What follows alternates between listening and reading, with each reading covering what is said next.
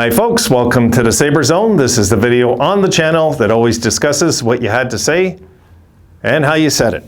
So let's take a look at it. And no, I've not gotten to my notes, but I browsed through and I found one that stood out. I want to post this one. All right, here we go. And up comes the clip.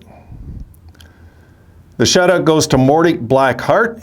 He goes, I'm always positive on this group this year. I just want to see them do well and improve. And yes, the culture has changed, but I would like to see us get better odds going into the lottery. I'm torn about them winning the rest of the year. What do you think? And that, I'll tell you, Mordic is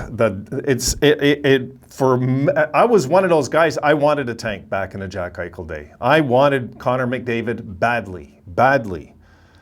So I could tell you, from my point of view, that caused us nothing but heartache. It caused nothing but heartache for this fan base, this franchise, over and over. It was a disaster. So my suggestion, the hell with it. Screw it. No, what we'll do is we will throw the dice and see if we win the lottery no matter where we finish. And that's it. And you know what, Mordic, I'll tell you another thing. We didn't have to win the lottery to get Mattias Samuelsson. We didn't have to win the lottery to get JJ Peterka or Jack Quinn. You know, there's a lot of guys in this team we didn't have to win the lottery to get that are studs. So and they're not even playing yet, you know? But you know what I'm saying? No, absolutely no. We don't.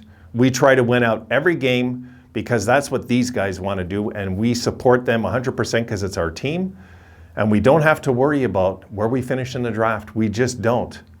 I'm not sold on Shane Wright being the next Connor McDavid, I'll tell you that.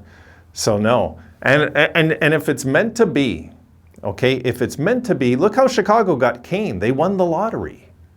Remember? What were they supposed to get that year? They were not supposed to get, they were supposed to get like a much lower pick, I believe. I'd have to go check it to be sure. But I could tell you what, their odds weren't good to get Kane and they won the lottery. So if it's in the cards, we're going to win it no matter what anyway, if we're meant to get these players that are in the top, if they're all part of the plan that the hockey gods want to see together. We don't have to worry. I don't believe we have to worry if we get the first pick or the 10th. We got 3 first rounders this year. We're going to be deeper again. We don't need to worry. And if it's in the cards, I'll say it again, we'll win the lottery anyway. It really is that way.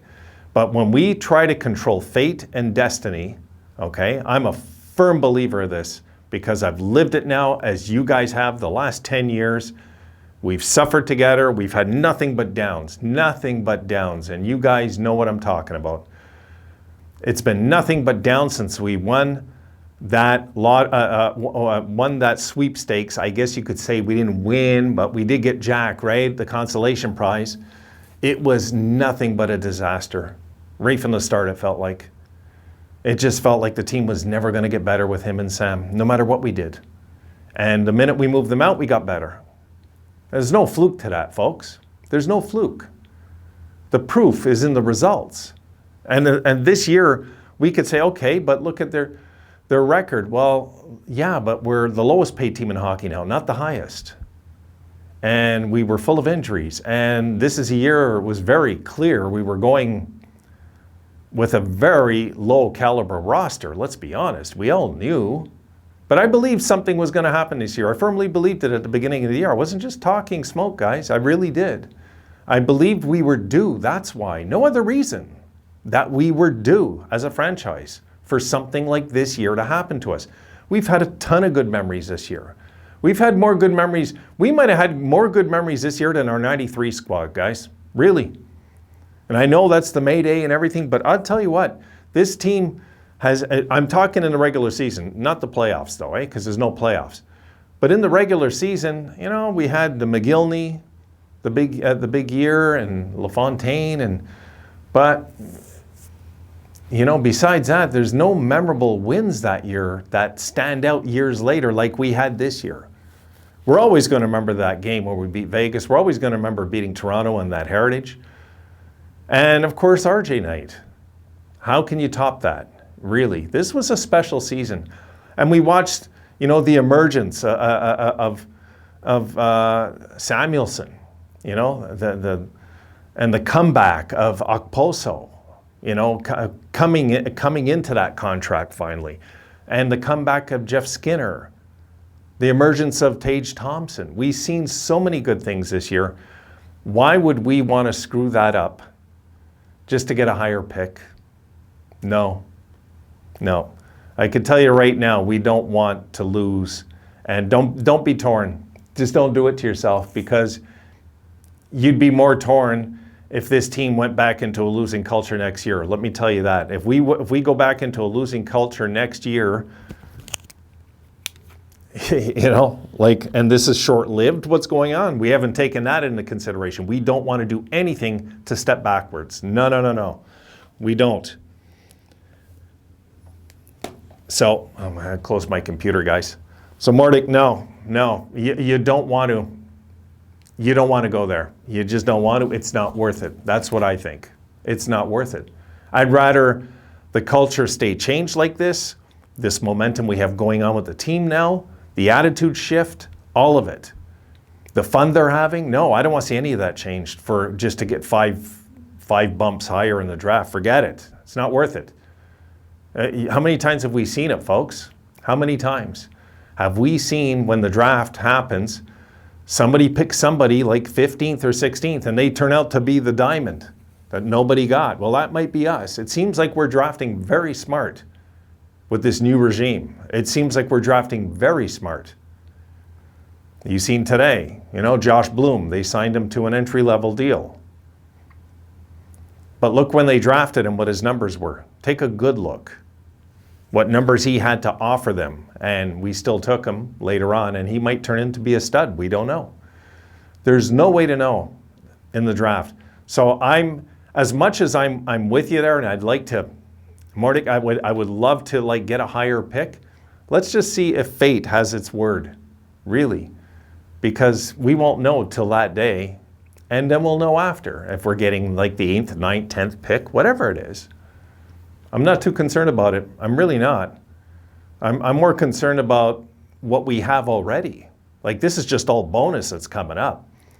Now, I will say this, okay? If this was Connor Bedard, okay, I'd be a little more in tune to getting tempted to want to lose, because I'd love to get this kid. Oh my goodness.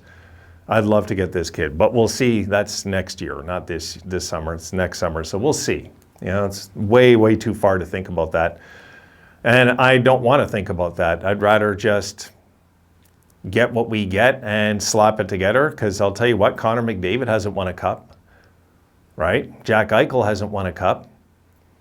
Mitch Marner hasn't won a cup. Austin Matthews hasn't won a cup. So it really doesn't matter. What matters is the team we put together, the balance, the four lines, the defensemen that we put together as a unit. The culture. The culture. The culture is everything. And we suffered big time because we got greedy and we put all our eggs in one basket and went after this thing called Connor McDavid. And it backfired on our franchise big time.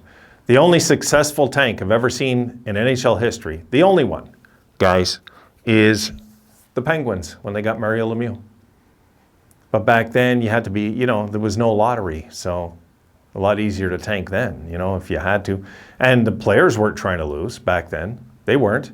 It was management. They were trying everything to lose. You blame them? They want to get Mario Lemieux. The franchise was a joke at this point. They were 17 years old or something. They were a joke at this point. They'd never done nothing in their entire history, except come one win away from the Final Four once in '75, and that was it. So the Penguins, once upon a time, guys, were not the franchise we know now. I mean, I never thought I'd see them win one cup, let alone 5. So that's just where that worked out. That's not in the cards for us, I believe. So no, I say we stick with the plan. We go forward. We keep plugging away at the draft. We keep picking the right guys, get the guys with character, get the guys with attitude, get it all on this team. Let's not worry about just getting the superstar or the best player in the draft, because no matter what, we got Sam Reinhart, right? I think we should have took Draisaitl.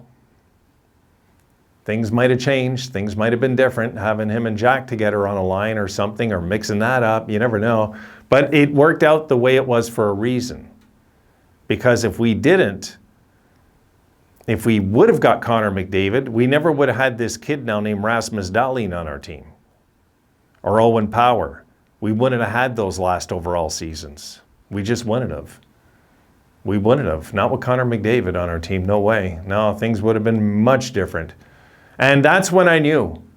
The moment I seen them turn it over and it said Edmonton, I said this whole 2 years just wasn't worth it. I was happy to get Jack Eichel, but I knew it was what a waste. Like, what a waste of energy and losing, and I was on board for it. I'll never do it again.